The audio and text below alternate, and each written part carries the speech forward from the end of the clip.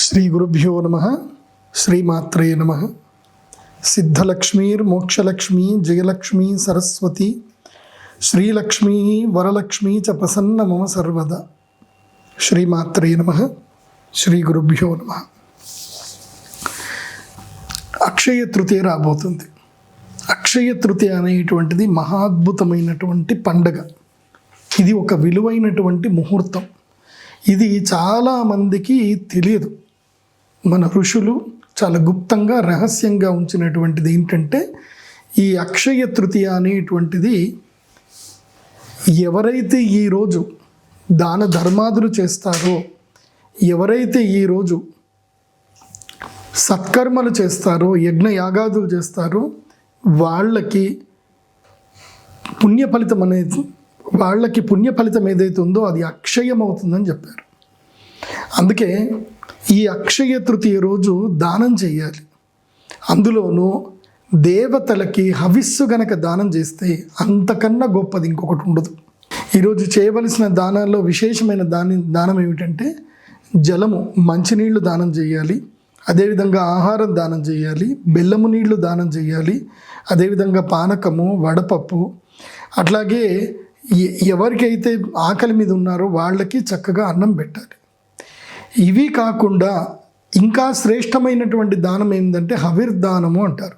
అంటే హవిస్సును నివేదన చేయడము, యజ్ఞ యాగాదులు చేయడము, దేవతలకు హవిస్సు నివేదన చేయడం. అయితే ఈ కలియుగంలో మనకు కావాల్సింది ఏమిటి అని అంటే ధనం. కలియుగము మొత్తం కూడా దేని మీద డిపెండ్ అయి ఉంటుందంటే కనుక ధనము మీద డిపెండ్ అయి ఉంటుంది. ఇక్కడ కలికాలంలో డబ్బు ఉంటే అతను శాసించగలుగుతాడు, డబ్బు ఉంటే వాళ్ళు ఏదైనా చేయగలుగుతారు. సో ధనం మూలం ఇదం జగత్ అన్న వర్డ్ కలికాలంలో ఉంటుంది. అదే మీరు కృతయుగము, త్రేతాయుగం, సత్యయుగంకి వెళితే అక్కడ ధనానికి పెద్ద విలువ ఉండదు, ధర్మానికి చాలా ఎక్కువగా విలువ ఉంటుంది. కానీ కలియుగంలో మాత్రము ధనమునకే విలువ ఎక్కువ ఉంటుంది. అలాంటి ధనము అనుగ్రహం మనకు కలగాలి అని అంటే శ్రీ మహాలక్ష్మీదేవి యొక్క అనుగ్రహం కలగాలి. ఆ మహాలక్ష్మీదేవి యొక్క అనుగ్రహం కలగాలి అంటే ఏం చేయాలి? ప్రధానంగా మహాలక్ష్మి యాగం చేయాలి. అది శ్రీచక్ర మండల పరివర్తితమైనటువంటి మహాలక్ష్మి యాగం చేయాలి. అలా మహాలక్ష్మి యాగం చేస్తే ఆ అమ్మవారి యొక్క అనుగ్రహం తప్పకుండా సిద్ధిస్తుంది. అందుకే మా శ్రీచక్ర పీఠములో ఈ అక్షయ తృతీయ రోజున మేము మా శ్రీచక్ర పీఠంలో సంవత్సరానికి 3 సార్లు యాగాలు చేస్తాం. 3 సార్లు చాలా విశేషమైన అమ్మవార్ల యాగాలు చేస్తాం. అందులో మొట్టమొదటిది వసంత పంచమి. ఇది ఫిబ్రవరి, మార్చిలో వస్తుంది. అది ఏమిటి అంటే విశేషంగా ఎవరికైతే విద్యాయోగ సిద్ధి, రాజయోగ సిద్ధి కలగడానికి వాళ్ళ కోసమని చెప్పి చేస్తాం. తర్వాత రెండవది ఏమిటంటే కనుక విశేషంగా అక్షయ తృతీయ. ఇది మహాలక్ష్మీదేవి యొక్క అనుగ్రహం కలగాలి, పుణ్యఫలం కూడా అక్షయం అవ్వాలి. ఇది చాలా ప్రియారిటీ కలిగినటువంటిది. మూడవది వచ్చేసి ధనత్రయోదశి. ఇటు ఆరోగ్యము, ఇటు ధనము, ఇవి రెండూ సిద్ధి కలిగేది ధనత్రయోదశితోటి. కాబట్టి ఈ 3 చాలా శ్రేష్టమైన పర్వదినాలు. ఈ అక్షయ తృతీయకి ఏప్రిల్ 19వ తారీఖు వైశాఖ శుద్ధ తదియ, ఏప్రిల్ 19వ తారీఖు ఆదివారం వస్తుంది. ఇది చాలా విశేషమైనటువంటిది. ఈ యాగానికి కేవలం ఒక 100 మందికి మాత్రమే మేము ఆహ్వానాన్ని ఇస్తున్నాం. 100 మంది కన్నా ఎక్కువ ఎవరు వచ్చినా సరే వాళ్ళకి ఇచ్చేది లేదు. నా వెబ్సైట్లో pradeepjoshi.com వెబ్సైట్లోనే మీరు ఎట్లాగైతే రెడ్ బస్లో సీట్లు బుక్ చేసుకుంటారో అలాగే నా వెబ్సైట్లో వెళ్ళి మీరు ఎక్కడ కూర్చోవాలనేది కూడా మీ యొక్క యజ్ఞకుండానికి సంబంధించి సీట్ బుకింగ్ చేసుకోవచ్చు. 100 మందికి మించి ఎక్కువగా అవకాశం లేదు. అయితే ప్రధానంగా ఒక్కొక్కసారి ఒక్కోళ్ళకి ఒక రాజయోగం అనేది వచ్చే అవకాశం ఉంటుంది. ఈ సంవత్సరం ఎవరికి రాజయోగం ఉంది అని అంటే అక్షయ తృతీయ తర్వాత జూన్ 3వ తారీఖు నుంచి గురుగ్రహం మారడం వల్ల జీవిత కాలానికి సంబంధ రాజయోగం వస్తుంది. అందులోపల ఈ సంవత్సరము 12 ఏళ్ల తర్వాత రాజయోగం వస్తున్న రాశి ఎవరు అని అంటే కనుక టాప్ నంబర్ 1లో కన్యారాశి ఉంటుంది. కన్యారాశి వారికి 11వ స్థానంలో గురువు వస్తున్నాడు కాబట్టి వాళ్ళకి ఈ సంవత్సరము చాలా మహాద్భుతంగా ఉండబోతుంది. ఇష్టకామ్యార్థ సిద్ధులు నెరవేరుతాయి. వాళ్ళు అమ్మ అనుగ్రహాన్ని పొంది మేమిచ్చేటువంటి యంత్రం ఉంటుంది. ఆ యంత్రం మీ దగ్గర పెట్టుకోండి. రోజు మీకు యజ్ఞం జరిగేటప్పుడు మూలమంత్రం చెప్తాం. ఆ మూలమంత్రాన్ని మీరు విని విని మీకు నోటికి వచ్చేస్తుంది. ఇంట్లో అదే మూలమంత్రాన్ని ఆ యంత్రం ముందు కూర్చొని చక్కగా చదువుకోండి. మొట్టమొదటిగా రావాల్సింది ఎవరికి అంటే కన్యా రాశి వారికి నంబర్ 1 విఐపి ఇన్విటేషన్ కన్యా రాశి వారికి. సెకండ్ ఇన్విటేషన్ ఎవరికి అని అంటే కనుక వృశ్చిక రాశి వారికి. వృశ్చిక రాశి వారికి భాగ్యస్థానము లోపలికి గురుగ్రహం వస్తున్నాడు, అంటే అదృష్ట యోగ సిద్ధి కలగబోతుంది. కన్యా రాశి వారికి లాభాలైతే గనక వృశ్చిక రాశి వారికి అదృష్ట యోగము రాబోతుంది. మూడవ రాశి ఏమిటంటే గనక కుంభరాశి. కుంభరాశి వారికి మూడవ రాశి ఏమిటంటే గనక మకర రాశి. మకర రాశి వారికి సప్తమ గురుడు రాబోతున్నాడు. మంచి వ్యాపారాలు కలిసి వస్తాయి, వివాహ యోగ సిద్ధి కలుగుతుంది, మనోభిష్ట ప్రాప్తి కలుగుతుంది, సుఖభోగాలు పొందుతారు. కాబట్టి మకర రాశి వారికి కూడా ఇది 12 ఏళ్లకు ఒకసారి వస్తుంది. ముఖ్యంగా వివాహము జరగనటువంటి వారికి వివాహ యోగ సిద్ధి. మకర రాశి వారు ఎవరైనా ఉన్నారు, వైవాహిక జీవితంలో ఇబ్బందులు వచ్చాయి, ద్వితీయ వివాహం చేసుకోవాలి, సంబంధాలు దొరకట్లేదు, అసలు మొదటి వివాహమే జరగట్లేదు, సంబంధాలు రావట్లేదు, వచ్చిన సంబంధాలన్నీ క్యాన్సిల్ అవుతున్నాయి. మకర రాశి వాళ్ళు ఆ రాశిలో ఉంటే గనక, ఈ ప్రాబ్లంలో ఉంటే గనక మీరు అందరూ వచ్చి యాగం చేసుకోండి. తర్వాత మీనరాశి. మీనరాశి వారికి ఏలినాటి శని చాలా దారుణంగా ఉంది. ఇప్పుడు గుండెల మీద కుంపటి మీద ఉంటాడు మీనరాశి వారికి. ఆల్రెడీ మీనరాశి వారికి ఏలినాటి స్టార్ట్ అయ్యి 2.5 సంవత్సరాలు 3 సంవత్సరాలు అయిపోయింది. ఇంకా 4 ఏళ్ల పాటు 4 ఏళ్ళు ఇంకా ఉంటుంది. ఇంకో 2.5 ఏళ్ళు అయితే కన్ఫామ్గా, 3 ఏళ్ళు అయితే కన్ఫామ్గా ఉంటుంది. కాబట్టి ఇంకా 3.5 ఏళ్ళు ఏలినాటి శని ఉంది. కాబట్టి మీనరాశి వారు సగానికి సగం ఏలినాటి శని అయిపోయింది, ఇంకా సగం ఉంది. ఆ సగము ఏలినాటి శని బాధలు తగలకూడదు. ఇప్పటికీ జరిగిన నష్టం అయిపోయిందేదో అయిపోయింది, ఇక భవిష్యత్తులో నష్టం జరగకూడదు అని అంటే, ఇప్పుడు మీకు ఇప్పటి వరకు గురుగ్రహం యొక్క సపోర్ట్ లేదు మీనరాశి వారికి. కానీ ఇప్పుడు గురుగ్రహం సపోర్ట్ వచ్చింది, అంటే 5వ ఇంట్లో గురువు వచ్చాడు. కాబట్టి ఏదైనా సమస్య ఉంటే గురుగ్రహం ప్రొటెక్ట్ చేస్తాడు. సో లాభాల స్వీకరణ జరుగుతుంది, బుద్ధిమాంద్యము తొలగుతుంది, బుద్ధి వికసితంగా జరుగుతుంది. సో కొత్త ఆలోచనలు వస్తాయి, సో ప్రాబ్లంకి సొల్యూషన్స్ దొరుకుతాయి. కాబట్టి మీనరాశి వారు తప్పకుండా ఈ యాగానికి రావాలి. వీళ్ళకి పంచమ గురుడు వస్తున్నాడు కాబట్టి యోగిస్తుంది, కాబట్టి మీనరాశి వారు రావాలి. ఇక ధనస్థానంలో మిథున రాశికి ఎట్లా ఉంది అని అంటే, వీళ్ళకి ఎక్కడికి పోయినా అవమానాలు, ఇబ్బందులు అన్నీ ఉన్నాయి ఇప్పటి వరకు. ఇప్పుడు ధనస్థానంలోకి వచ్చాడు కాబట్టి మళ్ళీ కొంచెం పుంజుకునే అవకాశం ఉంటుంది మీనరాశి ఎవరికి, మిథున రాశి వారికి. మిథున రాశి వారికి ధనలాభం కలుగుతుంది. కాబట్టి మిథున రాశి వారి ఎట్టి పరిస్థితుల్లో మిస్ చేసుకోవద్దు. ఈ 5 రాశుల వారికి జూన్ 3వ తారీఖు నుంచి అక్టోబర్ 31 వరకు, మళ్ళీ జనవరి 31వ తారీఖు నుంచి తీసుకొని జూలై వరకు ఈ 5 రాశుల వాళ్ళకి రాజయోగం ఉంది. అంటే దాదాపుగా మీకు 10 నుంచి 11 నెలల కాలము మీకు రాజయోగం ఉంది. ఇది మిస్ అవుతే మళ్ళీ దొరకడం కష్టం. కాబట్టి ఈ 5 రాశుల వాళ్ళు తప్పకుండా యాగానికి బుకింగ్ చేసుకోండి. 100 మందికి మాత్రమే అవకాశం, వేరే వాళ్ళకి అవకాశము లేదు. బాగా గుర్తుపెట్టుకోండి. సో నా వెబ్సైట్లో pradeepjoshi.com వెబ్సైట్కి వెళ్ళండి, బుకింగ్ చేసుకోండి. ఇప్పుడే మీరు వెబ్సైట్లోకి వెళ్ళి బుకింగ్ చేసేసుకోండి. శ్రీచక్రపీఠం వచ్చినాక బుకింగ్ అమౌంట్ ఫస్ట్ కట్టండి, తర్వాత రిమైనింగ్ అమౌంట్ పీఠానికి వచ్చిన తర్వాత మీరు చెల్లించవచ్చు. యంత్రం ఇవ్వడం జరుగుతుంది. అయితే ఒక చాలా ముఖ్యమైన విషయం, అక్షయ తృతీయ రోజు యాగానికి వచ్చేటువంటి వారు ఏంటంటే కనుక, ఏదో తొందరగా ఈ టైంకి అయిపోతుంది యాగం, మేము వెళ్ళిపోతామని మాత్రం దయచేసి అనుకోవద్దు. క్రౌడ్ ఎక్కువగా ఉంటుంది, నేను అందరికీ టైం ఇవ్వాలి కాబట్టి ఓపికగా నిశ్చింతంగా రండి. కార్యక్రమ వివరాలు ఎలా ఉంటాయో కూడా చెప్తాను. సరే, ఈ 5 రాశి వాళ్ళైనా వేరే వాళ్ళు రావద్దానంటే, మీ అందరికి కూడా మిగతా 7 రాశుల్లో 2 రాశులకి కొంచెం కష్టంగా ఉంది. వాళ్ళు వస్తే రావచ్చు, లేకుంటే లేదు. అది సింహరాశి, తర్వాత వృషభ రాశి. వృషభ రాశి వాళ్ళకి ఈ రాబోయే కాలం లోపల కేవలము జూలై తర్వాత, జూన్ తర్వాత మాత్రమే వాళ్ళకి యోగ సిద్ధి కలుగుతుంది. కాబట్టి జూన్ తర్వాత కూడా కాదు, కొంచెం ఎప్పుడైతే పంచమ స్థానం లోపలికి సింహరాశి లోపలికి గురువు వచ్చినప్పుడు మాత్రమే వీళ్ళకి ఏదైనా యోగిస్తుంది, కానీ మిగతా వాళ్ళకి బాగానే ఉంది. సో వృషభ సింహరాశి వారికి మాత్రం అంత అనుకూలంగా లేదు. మీరు రావచ్చు, సేవ చేసుకోవచ్చు, యాగం కూడా చేసుకోవచ్చు. బట్ మీకు నేను ఇన్విటేషన్ ఇచ్చేది మాత్రం ధనత్రయోదశికి. ఎవరికి? వృషభ రాశికి, సింహరాశికి ధనత్రయోదశికి రండి. అక్షయ తృతీయ రాకపోయినా పర్వాలేదు. రిమైనింగ్ 5 రాశులు ఏవైతే ఉన్నాయో, అంటే ధనుసు రాశి, కుంభరాశి, మేషరాశి, అదేవిధంగా కర్కాటక రాశి, అదేవిధంగా తులారాశి, ఈ 5 రాశుల వాళ్ళకి జూన్ 3 వరకు కూడా మీకు రాజయోగం ఉంది. అంటే ఇంకా మీరు డెడ్ ఎండ్లో ఉన్నారు. జూన్ 3 తర్వాత మీకు రాజయోగం అయిపోతుంది. కాబట్టి ఇంకా ఏమైనా రాజయోగాలు రాలేదు, అసలు మేము ఈ సంవత్సరం మాకేం లాభాలే రాలేదు, మాకేం మంచి జరగలేదు అనుకుంటే మీరు కూడా వచ్చి యాగంలో జాయిన్ అవ్వచ్చు. సో 10 రాశుల్లో టాప్ 5 ప్రిఫరబుల్. 2-5 ఎవరైతే రాశులు ఉన్నవాళ్ళు వాళ్ళు మీరు వస్తే రండి, లేకపోతే లేదు. వృషభ సింహరాశి వాళ్ళు మీరు రాకండి, మీరు ధనత్రయోదశికి రండి అని చెప్తాను. సో మీరందరూ కూడా నోట్ చేసుకొని రండి. కార్యక్రమ వివరాలు ఎలా ఉంటాయో చెప్తాను.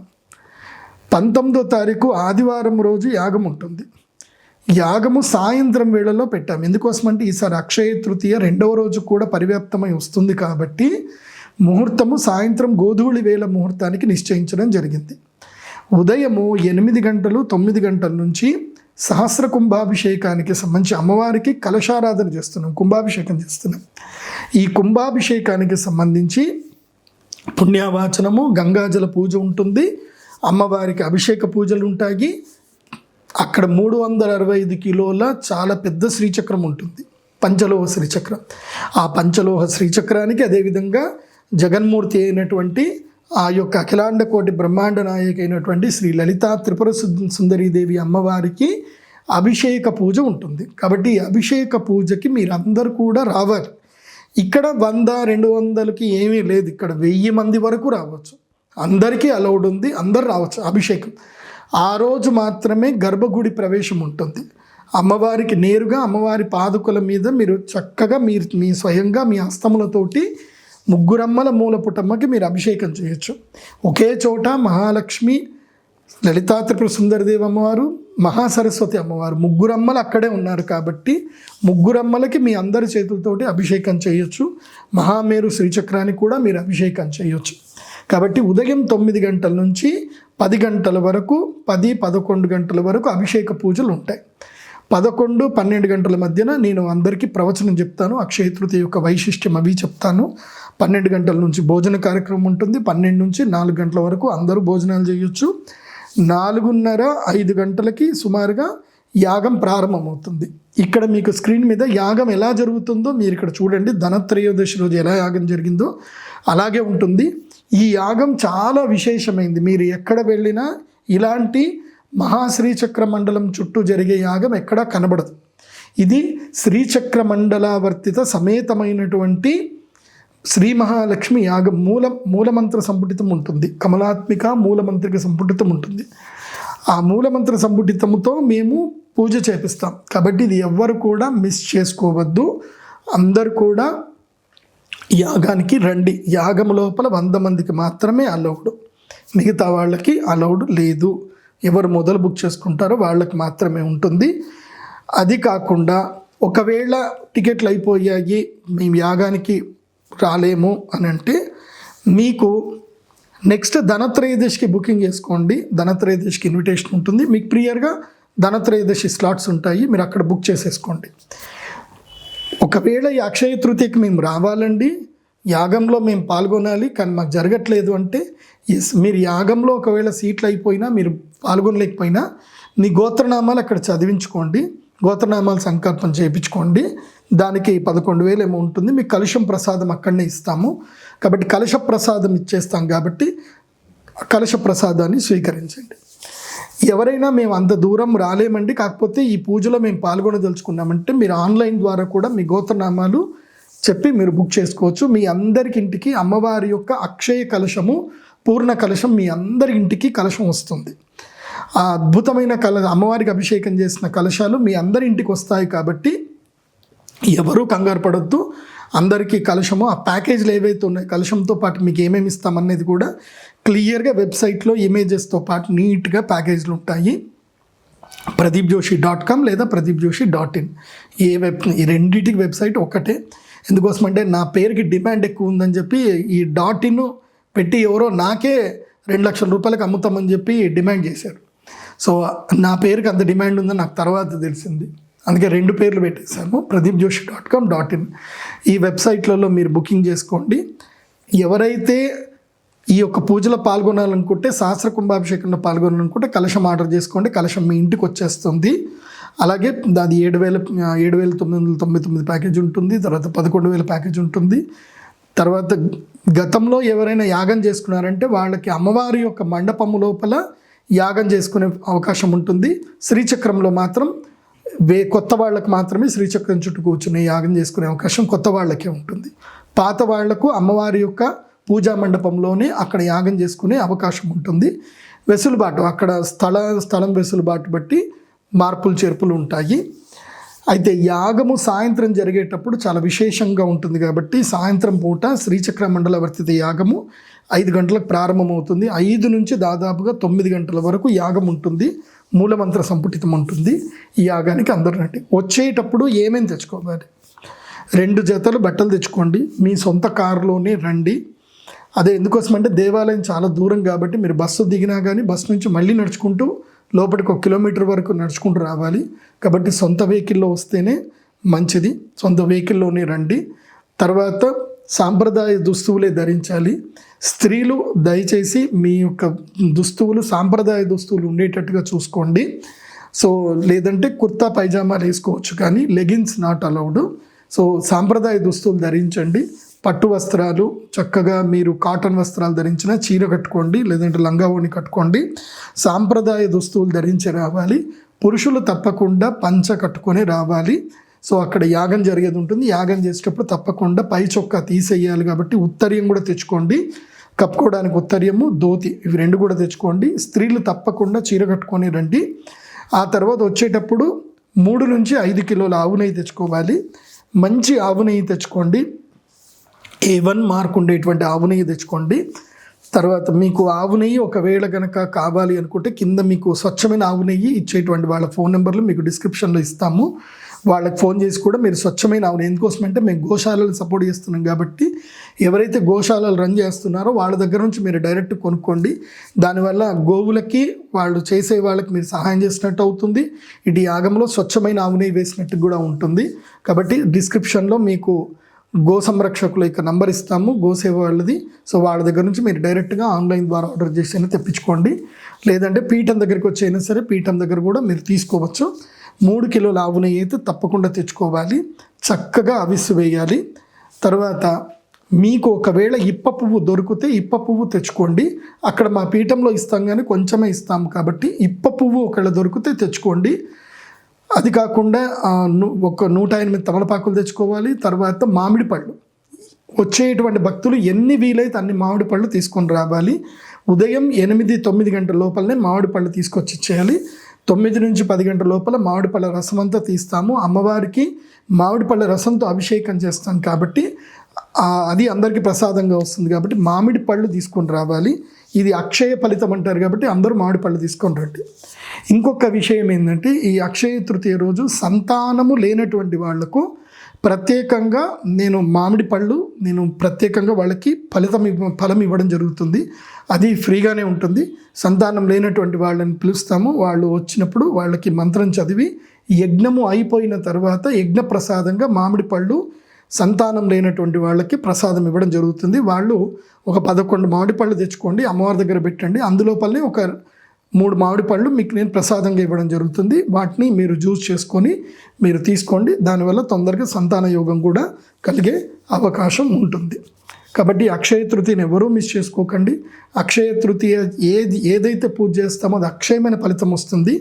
ఇంకొకటి ఏంటంటే ఈ అక్షయ తృతీయకి మీరు ఎవరైతే కనుక డొనేషన్స్ యాగం చేస్తున్నారో దీనివల్ల ఏంటంటే అమ్మవారి దేవస్థానంలో ఇంకా ఫర్దర్గా ఇంకా డెవలప్మెంట్ జరగబోతున్నాయి.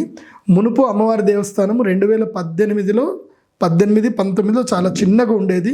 2021 నుంచి డెవలప్మెంట్స్ అయ్యాయి. ఇప్పుడు చాలా పెద్ద దేవస్థానం అయింది. ముందు 200 మంది కూర్చునేటట్టే ఉండే, ఇప్పుడు 2000 మంది ఒకేసారి కూర్చోవచ్చు. అంత అద్భుతమైన దేవాలయం అయ్యింది.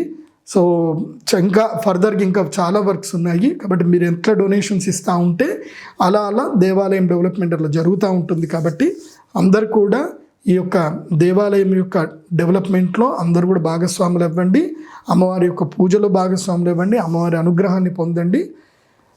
అక్షయ తృతీయని ఎవరు మిస్ చేసుకోవద్దు. ఎవరికైనా టికెట్లు దొరకలేదన్నా సరే, సీట్లు దొరకలేదన్నా బాధపడొద్దు. మళ్ళీ ఇప్పుడు ఇమీడియట్లీ మేము ధనత్రయోదశికి కూడా కోటా రిలీజ్ చేసేస్తున్నాము. ఇప్పుడే ధనత్రయోదశికి కూడా బుక్ చేసేసుకోవచ్చు.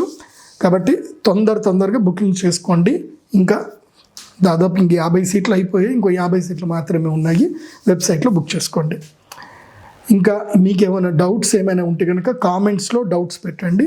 అందరికి కూడా క్లారిఫై చేస్తాము.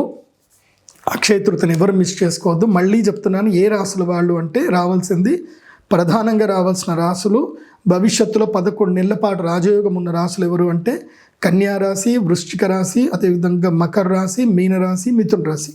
ఈ 5 రాశుల వాళ్ళు తప్పకుండా రావాలి. మిగతా రాజయోగం అయిపోతున్నటువంటి రాశులు, జూన్ 3 వరకే రాజయోగం ఉన్న రాశులు ఎవరు అంటే కనుక మేషరాశి, జూన్ 3 వరకే ఉన్నటువంటి రాశులు ఏంటంటే కనుక సింహరాశి వాళ్ళకి రాజయోగం అయిపోతుంది. అదేవిధంగా తులారాశి వాళ్ళకి రాజయోగం అయిపోతుంది. ధనుసు రాశి వాళ్ళకి రాజయోగం అయిపోతుంది. అదేవిధంగా కుంభరాశి వాళ్ళకి రాజయోగం అయిపోతుంది. అదేవిధంగా వృషభ రాశి వారికి కూడా రాజయోగం అయిపోతుంది. మీరు వస్తే హ్యాపీ, లేకపోయినా మీ ఇష్టం. కానీ 5గురికి మాత్రం విఐపి ఇన్విటేషన్ ఉంది. 5 రాష్ట్రాల వాళ్ళకి అందరూ రండి, అమ్మ అనుగ్రహాన్ని పొందండి. ఒకవేళ విదేశాల్లో ఉంటున్నారు, మేము ఈ యాగానికి రాలేమండి కానీ మాకు ప్రసాదం పంపించండి అని అంటే మీ గోత్రనామాలు మీరు వెబ్సైట్లోనే ఆన్లైన్ అని సెలెక్ట్ చేసుకోండి. అక్కడ మీ యొక్క గోత్రము, మీ కుటుంబ సభ్యుల పేర్లు మొత్తం కూడా ఎంట్రీ చేసి వాళ్ళ నక్షత్రం ఎంట్రీ చేసి ఇస్తే ఆల్రెడీ ఫామ్ ఉంటుంది. ఫామ్ నీట్గా నింపేయండి. సో మీ అందరికీ గోత్రనామం చదివి మీ అందరు కూడా పంపించడం జరుగుతుంది. విదేశాల్లో ఉండేటువంటి వాళ్ళకి మాత్రం కొరియర్ ఛార్జెస్ ఎక్స్ట్రా ఉంటాయి. So don't miss it. అందరూ సంతోషంగా ఉండండి, అందరూ హ్యాపీగా ఉండండి. సో ఇకపై రాశి ఫలాలు ప్రతి నెల కూడా ఇవ్వడానికి ప్రయత్నం చేస్తాను. నా ఛానల్ని ఫాలో అవ్వండి.